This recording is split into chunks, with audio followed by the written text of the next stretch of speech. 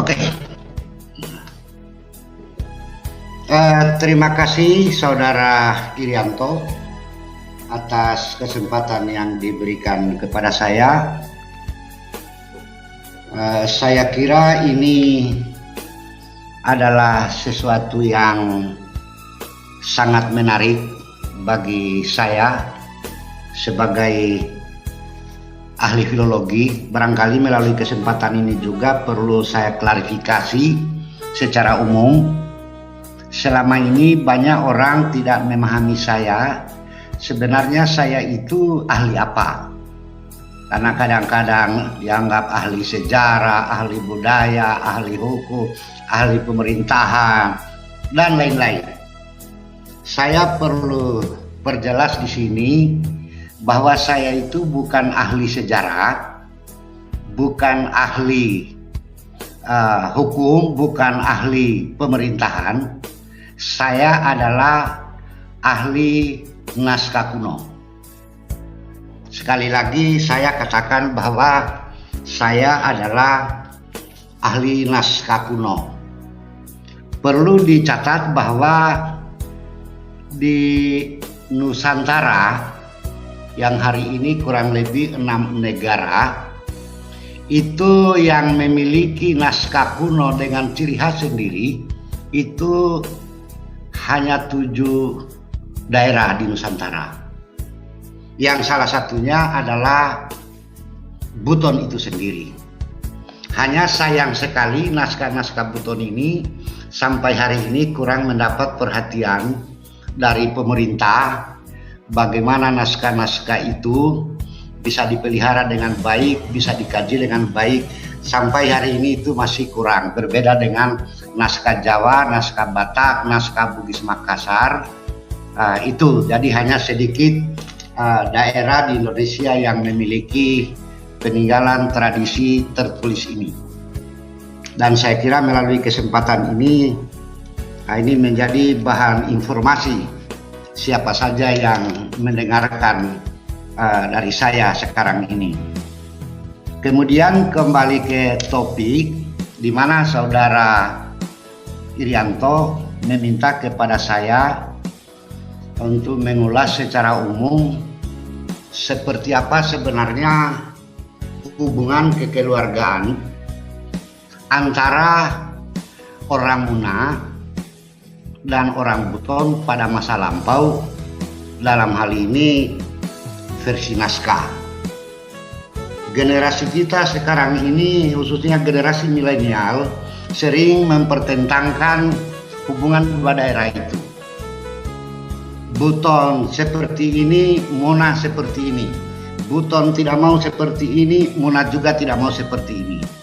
Maka saya sebagai profesor naskah kuno yang tentu saja telah membaca segala rekaman pikiran nenek moyang kita masa lampau yang telah direkam melalui naskah-naskah kuno ini, pada kesempatan ini saya akan menyampaikan beberapa hal.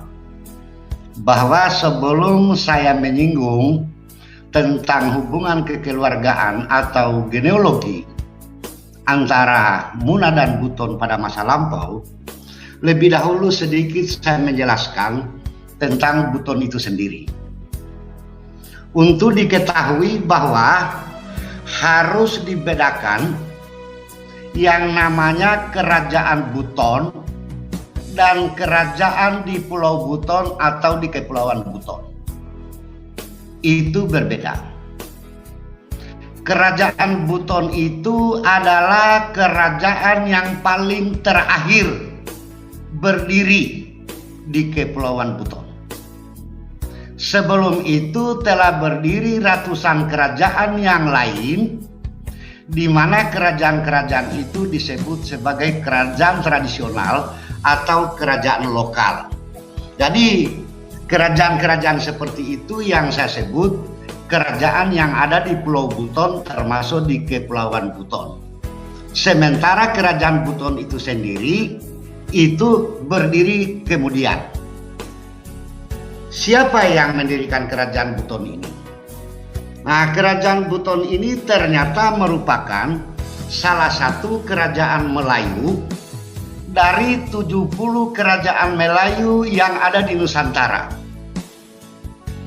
Ke-70 kerajaan Melayu itu 42 kerajaan itu ada di Pulau Sumatera. 10 kerajaan Melayu ada di Kalimantan. 6 kerajaan Melayu ada di Malaysia. 1 kerajaan Melayu ada di Brunei Darussalam. 1 kerajaan Melayu ada di Singapura. 1 kerajaan Melayu ada di Thailand. 2 kerajaan Melayu ada di Nusa Tenggara. 3 kerajaan Melayu ada di Maluku. Dan 4 kerajaan Melayu ada di Sulawesi. Kerajaan apa saja itu kerajaan Melayu di Sulawesi? Kerajaan Buton, Kerajaan Luwu, Kerajaan Bone, dan Kerajaan Goa. Jadi 4 kerajaan itu dan 70 kerajaan secara keseluruhan pada masa lampau itu merupakan kerajaan yang bersaudara. Nah, merupakan kerajaan yang bersaudara. Itu. Jadi misalnya orang Bugis atau orang Luwu kawin dengan keturunan Raja Buton beranak laki-laki, orang Luwu bisa menjadi Sultan di Buton karena sama-sama keluarga Melayu. Kemudian orang Buton kawin dengan orang Ternate, bangsawan Buton dan bangsawan Ternate yang lahir misalnya laki-laki, orang Ternate bisa jadi pejabat di Kesultanan Buton dan sebaliknya dari Kesultanan Buton juga bisa menjadi pejabat di Ternate. Contoh yang lain misalnya dari Kesultanan Banjar. Sultan Buton pernah mengangkat orang terbaik dari Kesultanan Banjar sebagai pejabat Sabandar di Buton. Kenapa? Ya karena persaudaraan di dalam Melayu. Kemudian orang Buton pernah mengangkat namanya Abdurrahman Kudari Wan Alifatani. Diangkat sebagai menteri di Buton. Dia dari Thailand. Kenapa? Karena persaudaraan di dalam Melayu. Nah ini. Kemudian yang menjadi ciri kerajaan Melayu itu adalah persekutuan. Persekutuan. Jadi di mana-mana 70 itu pasti ada persekutuan untuk menjaga kesatuan yang kuat. Jadi misalnya kita di Buton, Sulawesi Tenggara, itu persekutuan Buton itu ada Muna, ada Kuli Susu, ada Kaledupa, ada Tiworo. Jadi Muna, Buton, Wolio, Kaledupa, Kuli Susu itu namanya kerajaan persekutuan. Kerajaan persekutuan artinya kelima kerajaan itu kalau di luar itu yang dikenal itu bukan kerajaan Kaledupa, bukan kerajaan Kuli Susu, bukan kerajaan Muna, bukan kerajaan Wolio, tapi dikenal sebagai kerajaan Buton. Karena itu Buton tidak dikenal di dalam negeri Buton, dikenal di luar Buton. Miana Opeingko, Miana Wolio Yaku. Anda orang apa? Saya orang Buton. Nah ini berbeda. Jadi di dalam konteks kemelayuan itu bernama Buton, tapi di dalam konteks persekutuan lokal itu baru menyebut nama masing-masing tadi. Itu. Nah, kemudian kerajaan Buton ini yang rintis saya kira berdasarkan tadi itu adalah orang-orang Melayu itu sendiri yang kita kenal dengan Mia Patamiana itu, si Pajongan, si Tramanajo, si Jabangkati dan si Malui itu semuanya orang Melayu. Itu perintis, bukan pendiri. Yang mendirikan kerajaan Buton itu juga masih keturunan Melayu. Itu ada 2 orang, yaitu Beto Ambari dan Sangaria Rana. Mereka itu dua-duanya menjabat sebagai menteri pertama Peropa dan menteri pertama Baluwu. Itulah Beto Ambari dan Sangaria Rana, yaitu anak dan bapak. Dan kedua-duanya adalah keturunan bangsawan Melayu itu sendiri. Nah, lalu kemudian mereka inilah yang mengangkat raja. Ternyata rajanya itu yang diangkat sebagai Raja Buton yang pertama bukan dari Melayu. Yang diangkat itu justru yang dari Jawa. Yang diangkat yang dari Jawa, dalam hal ini menjadi raja pertama itu Wakaka. Nah, sekarang timbul pertanyaan, ketika Wakaka diangkat menjadi Raja Buton pertama, apakah wilayah pemerintahan Wakaka itu meliputi Pulau Buton dan Kepulauan Buton seperti yang kita pahami hari ini? Ternyata tidak. Kampung di Buton yang letaknya di Wolio itu baru 9 kampung yang namanya Wakaka itu diangkat jadi raja, ditambah dengan kampung Tobe-Tobe menjadi 10 kampung, kemudian ditambah dengan Kamaru itu 11 kampung. Jadi wilayah pemerintahan Wakaka pada waktu menjabat Raja Buton, jumlah kampungnya itu baru 11. Kenapa Kamaru dia masuk Buton cepat? Ya karena Beto Ambari anak si Pajongan dia kawin dengan putri Raja Kamaru, maka tanpa syarat Kamaru masuk duluan waktu pemerintahan Wakaka sudah menjadi kampung di kerajaan Buton. Yang lain itu masih menjadi kerajaan-kerajaan sendiri.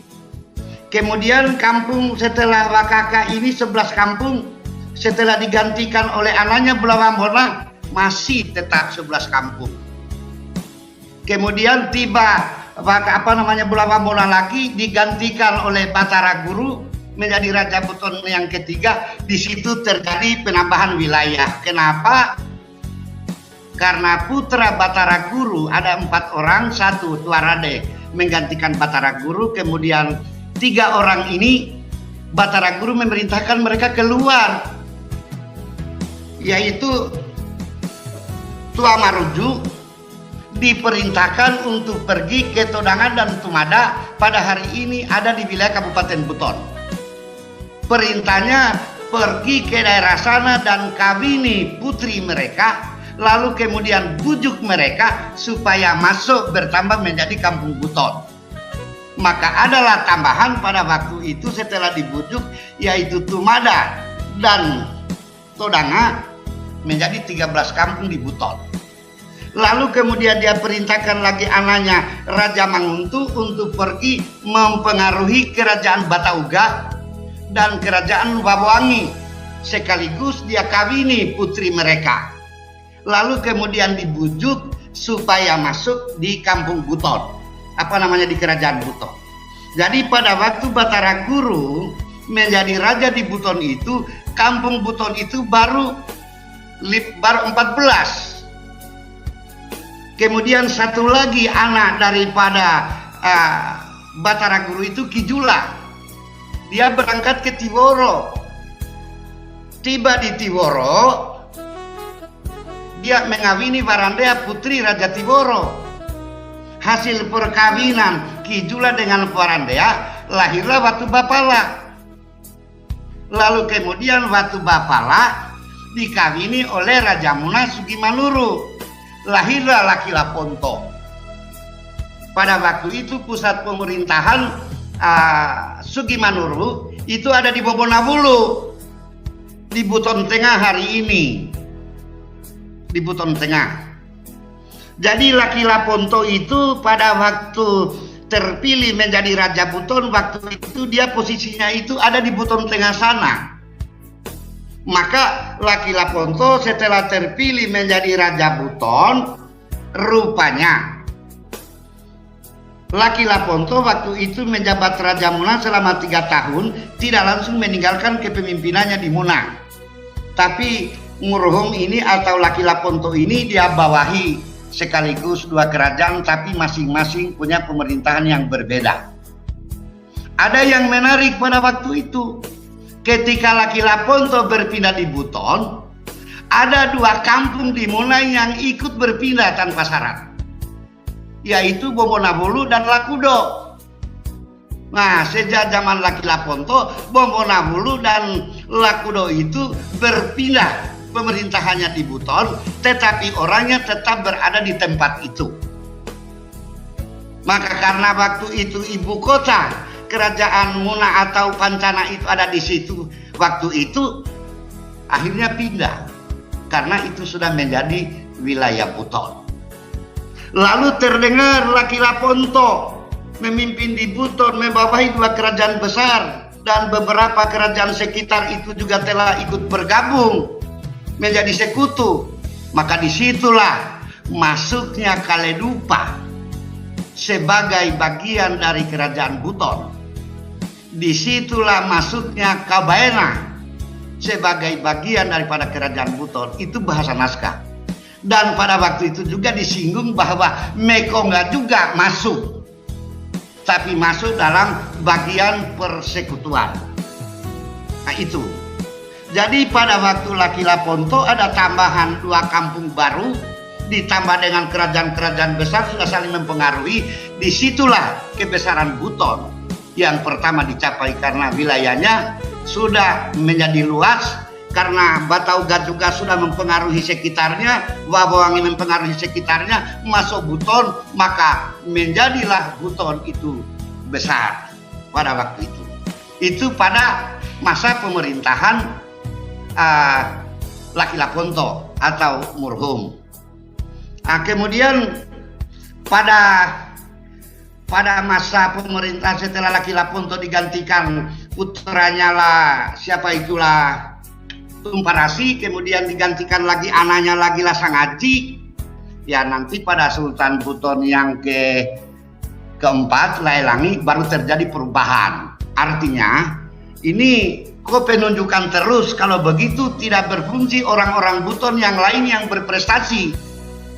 Kalau dengan seenaknya orang tua menunjuk anaknya, maka disitulah adanya demokrasi pertama di Buton. Nah, siapa tokoh-tokoh demokrasi yang besar di Buton itu? Rupanya ada 3 orang yang disebut bangsawan Kamboroboru Talupalena. Siapa mereka? Mereka itu adalah Laelangi, Lasingga, dan Labula.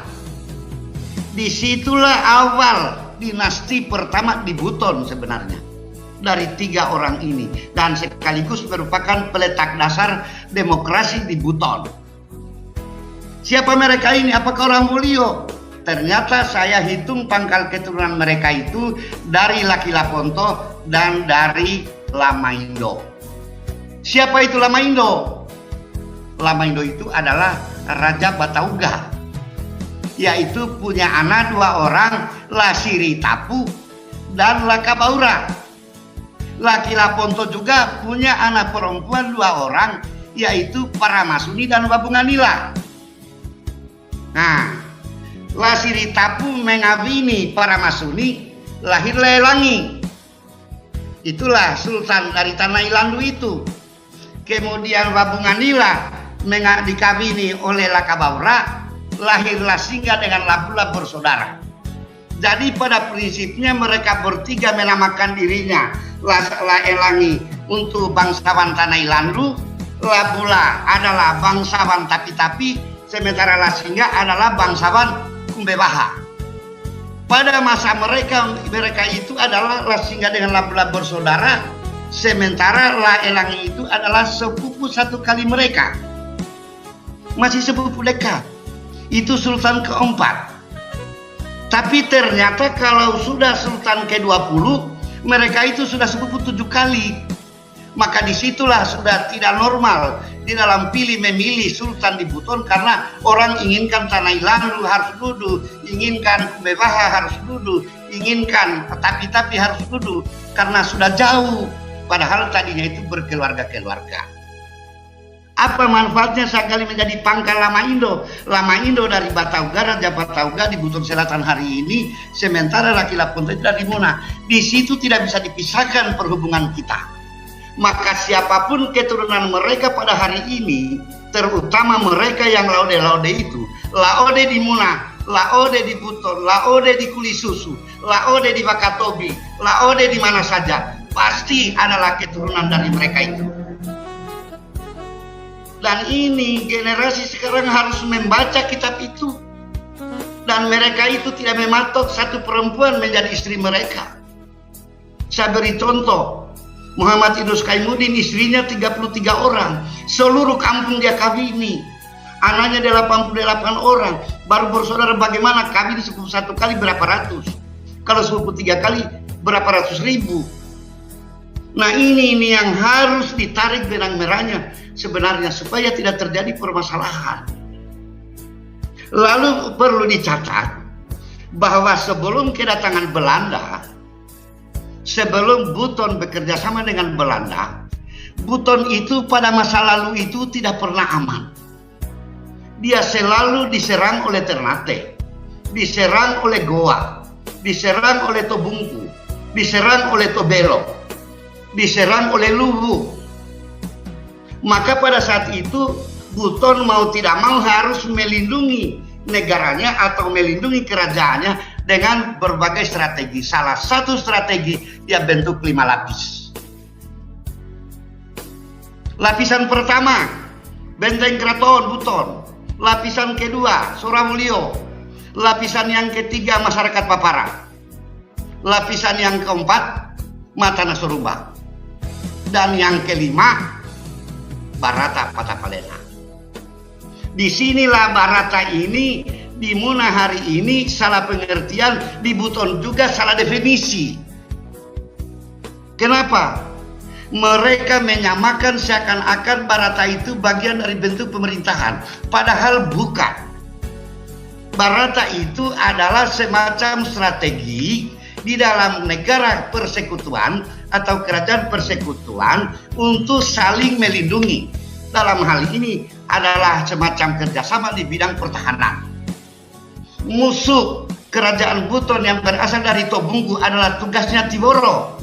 Mulai dari Tiboro dia keliling laut sampai Wawoni. Kemudian musuh Buton yang datang dari Tobelo, itu dari Buton Utara sampai Murumaho karena pasti dia lewat antara itu. Musuhnya Buton berasal dari Ternate, pasti dia akan melewati antara Pulau Kaledupa dengan Pulau Batu Atas. Sementara musuh Buton yang datang dari Luwu dan Goa pasti akan melewati pulau antara Sagori dan Pulau Muna. Itulah masing-masing tugas dan cukup kuat pada waktu itu lapisan itu. Tapi ada permasalahan.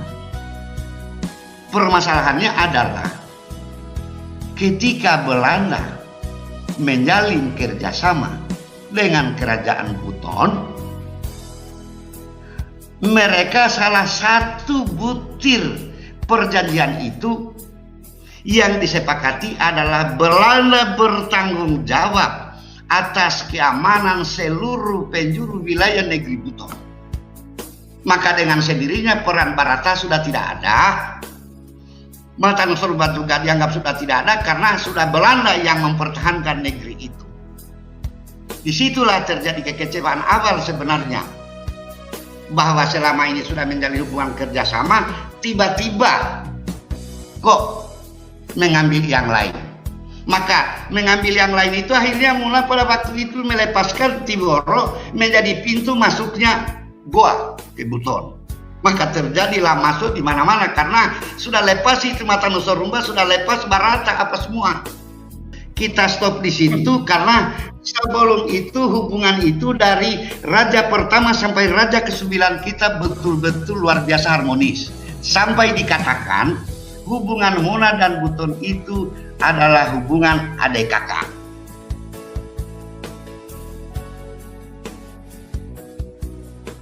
Tentu saja saya akan menjawab berdasarkan naskah kuno. Saya tidak akan membuat tafsiran sehingga langsung membuat satu kesimpulan bahwa Bombonabulu kerajaan tertua begitu. Yang perlu kita catat bahwa pada hari ini wilayah Buton Tengah, sebagian Muna Barat dan Kabupaten Muna, itulah waktu itu yang namanya Kerajaan Pancana. Itu permulaan. Kemudian kita kenal sebagai Kerajaan Muna.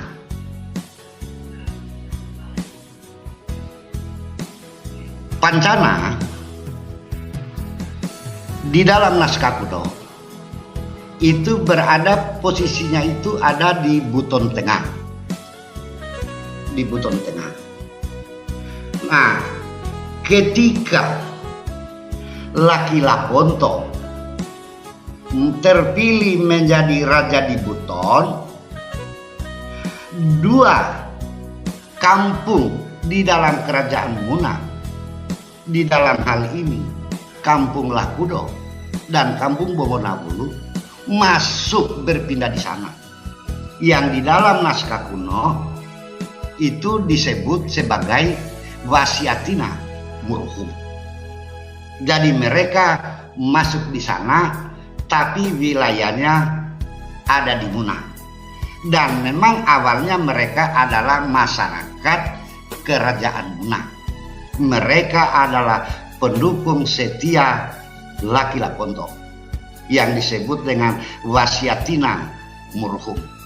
Itulah posisi dua negeri itu pada waktu itu. Saya tidak mengatakan bahwa Bomonabulu dan Lakudo adalah kerajaan yang tertua.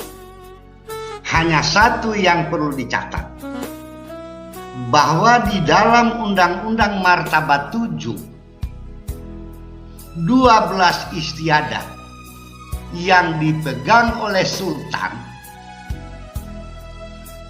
4 istiadat berasal dari Jawa, itu ada Sultan Buton. 4 istiadat berasal dari Wolio yang disebut dengan Sarawolio.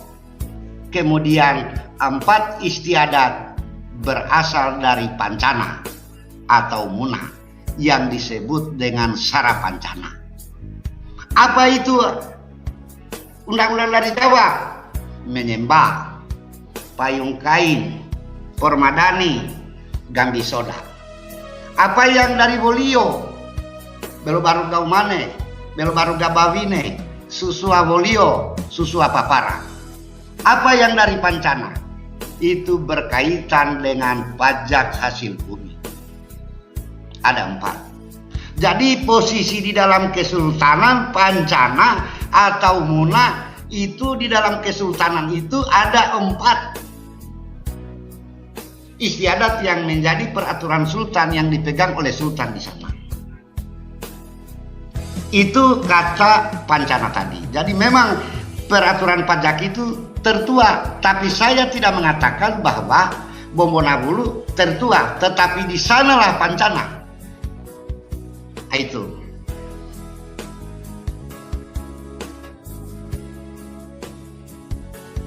Kemudian yang kedua, persoalan Barata. Apakah Barata bisa mengangkat Kadie? Saya sudah katakan bahwa Barata itu bukan wilayah pemerintahan. Barata itu semacam MOU penjaga keamanan ketika Buton pada waktu itu tidak aman.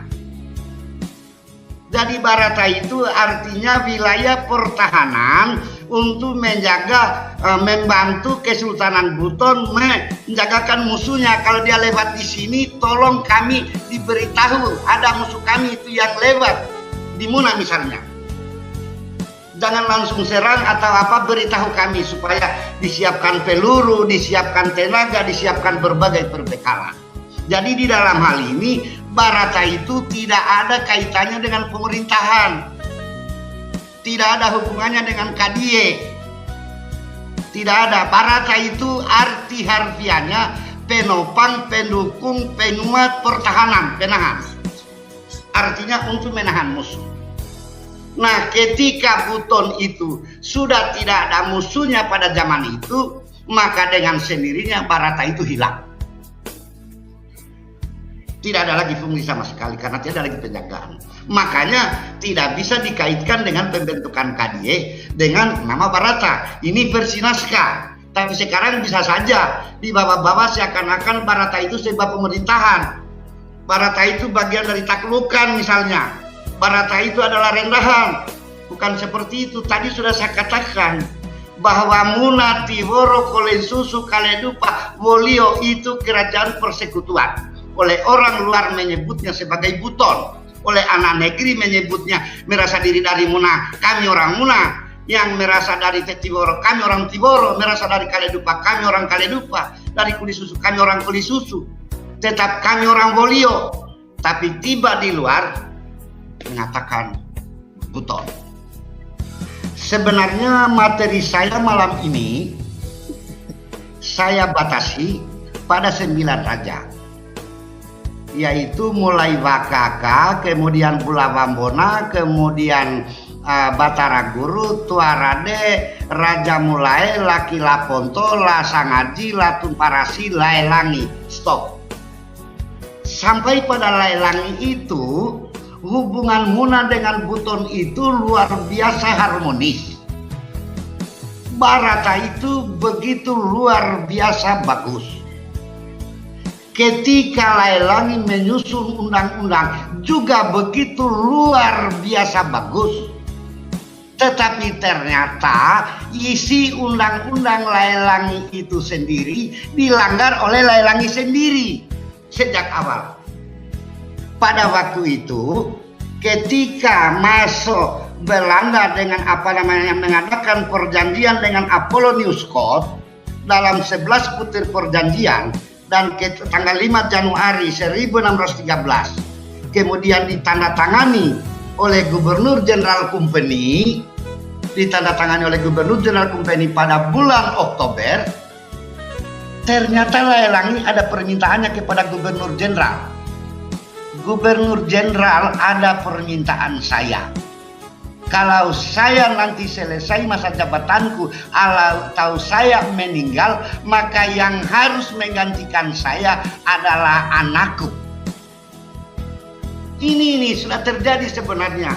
Sejak itulah mulai ada friksi-friksi di tingkat Kesultanan Buton itu sendiri. Sedangkan di internal kesultanan sudah terjadi begitu, apalagi dengan pemahaman Barata. Maka sejak itu juga Barata sudah dibuat menjadi definisi baru. Dan saya sudah tidak masuk karena hari ini saya sarankan kepada generasi muda Muna, kepada generasi muda Buton. Saya ini sudah 3 kali pergi studi di Belanda untuk kebudayaan ini. Sudah 71 tahun Muna Buton Belanda itu menjadi berkuasa di Nusantara ini. Mereka itu sudah melupakan itu, hanya kita yang mengingat-ingat hari ini.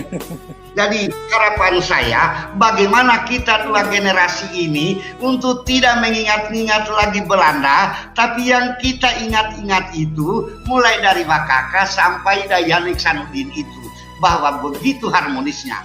Jangan selalu kita campurkan Buton, Belanda, Muna. Ini kan selalu di mana negeri Nusantara ini yang dimasuki oleh Belanda tidak dirusak gara-gara Belanda.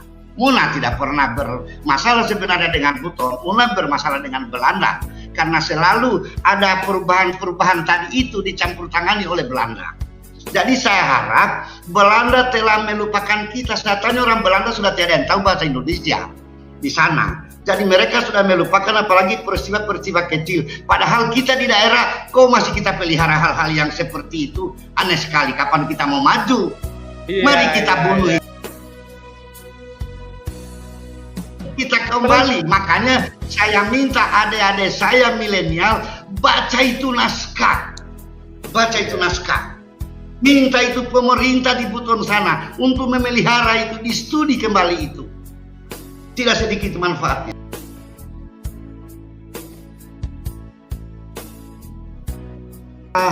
Tadi sebenarnya saya sudah konsisten bahwa saya bicara atas kapasitas saya sebagai ahli naskah.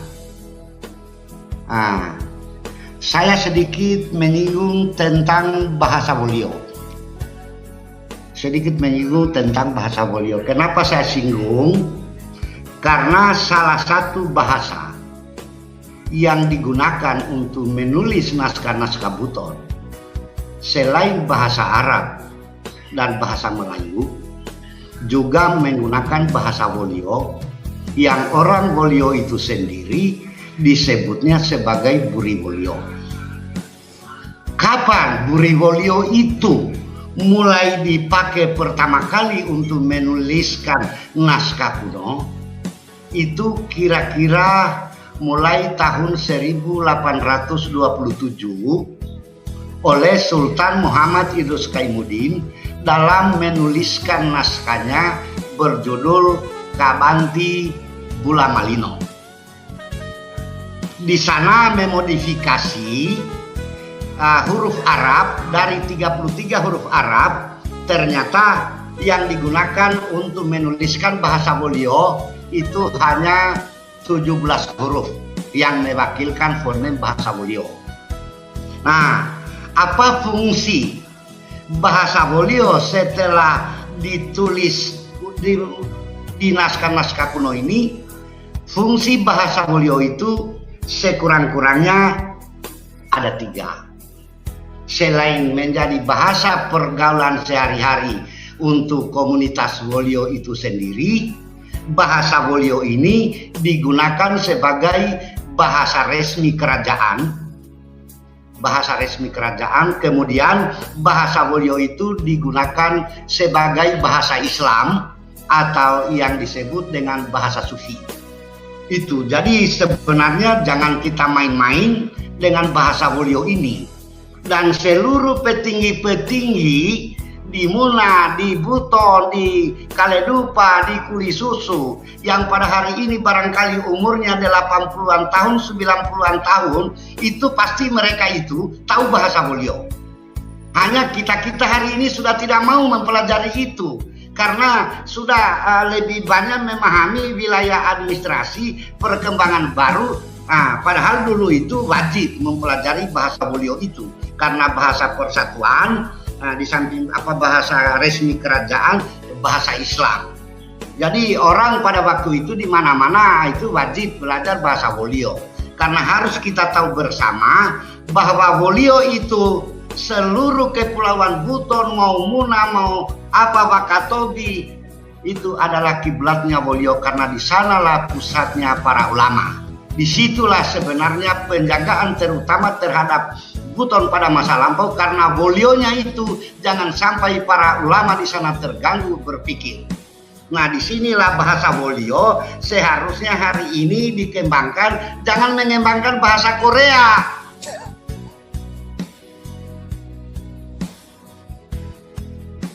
Sekarang harus dimasyarakatkan kembali. Nah, itu intinya karena bahasa Wolio bahasa Islam toh. Bahasa kenegaraan.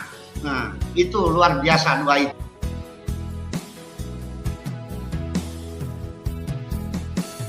Jadi begini kesimpulannya. Kita harus bedakan asal usul orang Muna, asal usul orang Tolaki, asal usul orang Buton. Itu beda-beda. Tetapi asal usul bangsawan Tolaki, bangsawan Buton, bangsawan Muna itu berkeluarga-keluarga. Saya beri contoh, ketika Elu Langgai kawin dengan Wealanda melahirkan Wasitao, lalu kemudian Wasitao dikawini oleh Latiworo, lalu lahir Warandea. Warandea dikawini Kijula, Kijula anaknya Batara Guru, Raja Buton yang ketiga. Jadi dalam hal ini hari ini bangsawan-bangsawan di Buton itu, bangsawan-bangsawan di Muna itu, bangsawan-bangsawan di Tolaki ini itu ada hubungan darah yang paling kental pada masa lalu. Tidak bisa dipisahkan. Dan pintunya itu adalah Latiworo. Karena Latiworo ini bersaudara dengan Laeli, Raja Muna yang pertama. Raja Tiworo yang pertama adalah Latiworo yang kawin dengan Wasitao. Istri Wasitao adalah dari kerajaan Mekong, dari kerajaan Konawe. Jadi itu tidak bisa dipisahkan saya kira. Untuk menyebut yang tadi itu saya kira tidak mau menghubungkan, tapi yang jelas kita suku-suku bangsa di sini Bugis, kemudian Tolaki, Muna, Buton itu tidak ada orang lain, semua bersaudara-saudara. Silakan buka naskah kembali, lagi-lagi buka naskah karena itu informasi masa lalu.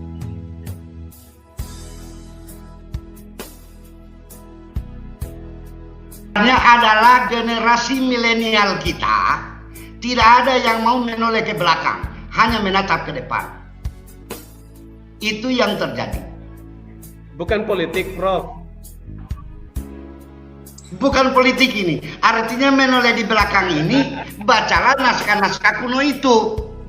Informasi masa lampau, rekaman pikiran nenek moyang, mengenai sejarah, mengenai genealogi, mengenai peraturan, mengenai hukum, mengenai agama, itu mereka sudah rekam. Dan kerajaan itu, khususnya naskah-naskah itu, jelas pasti akan merekam yang baik-baik. Nah, rekaman yang baik-baik ini hari ini diabaikan oleh generasi. Coba mari kita kembali pada rekaman-rekaman itu seperti apa. Jangan hanya lihat internet, pendapat orang-orang baru. Mari kita menoleh ke belakang. Dalam hal ini menoleh masa lampau kita.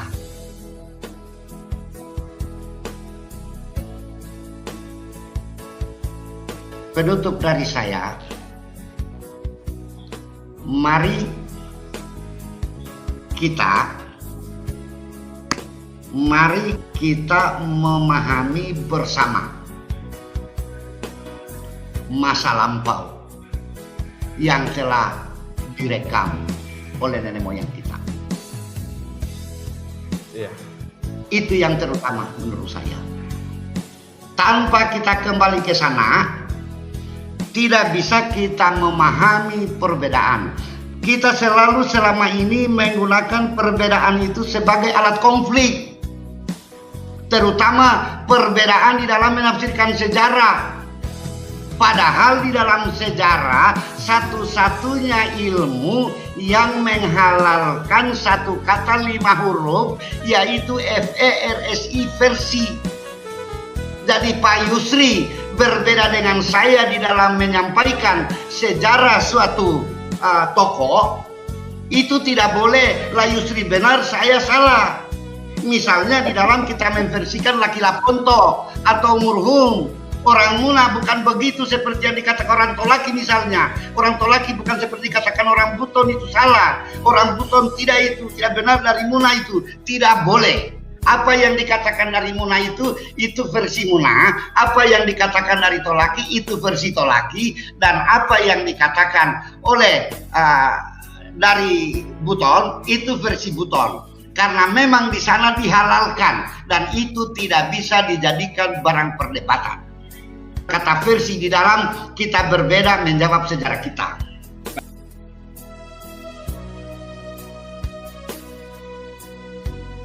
Salam.